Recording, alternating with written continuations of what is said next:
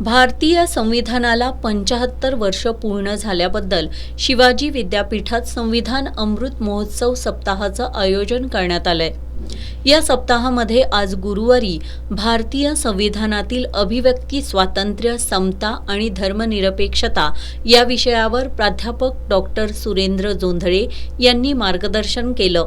यावेळी बोलताना त्यांनी संविधान हा भारतीय राष्ट्रवादाचा नैतिक आत्मा असल्याचं सांगत भारतात लोकशाही टिकून राहणं अभिमानास्पद असल्याचं सांगितलं। राज्यघटनेतील मूलभूत हक्क जशी नागरिकांसाठी महत्त्वाची आहेत, तसं मार्गदर्शक तत्व ही सरकारसाठी दीपस्तंभासारखी आहेत असं मत त्यांनी व्यक्त केलं।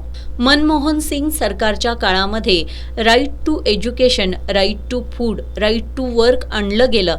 या गोष्टी आधीपासून संविधानामध्ये अंतर्भूत का नव्हत्या याचा विचार केला तर याला प्रामुख्यानं त्यावेळची सामाजिक आणि राजकीय परिस्थिती कारणीभूत असल्याचं त्यांनी सांगितलं। सध्याच्या उदारमतवादी अर्थव्यवस्थेत नागरिकांऐवजी ग्राहक आणि लाभार्थी तयार होऊ लागले असल्याचं त्यांनी सांगितलं।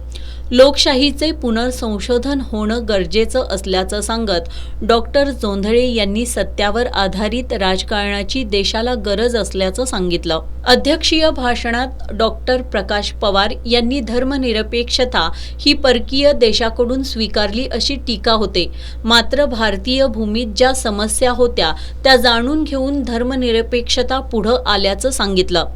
असाच समाजवाद सुद्धा इथली गरज म्हणून पुढं आला।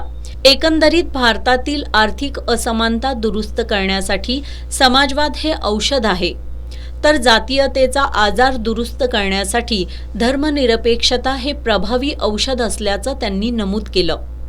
यावेळी वाणिज्य आणि व्यवस्थापन विद्याशाखेचे अधिष्ठाता डॉक्टर श्रीकृष्ण महाजन, राष्ट्रीय सेवा योजना संचालक doctor Tanaji Chougule, doctor Prakash Kamble, doctor Omprakash Kalme, Shriram Pawar, doctor Nitin Mali, doctor Chandrakant Langre, Vilas Soyam, doctor Vidyanand Khandagale, doctor Deepa Shravasti, doctor Tejpal Mohrekar, doctor Pralhad Mane, doctor Sukhdev Undre, Avinash Bhale, Matin Shaikh आदींसह विद्यार्थी विद्यार्थिनी उपस्थित होते।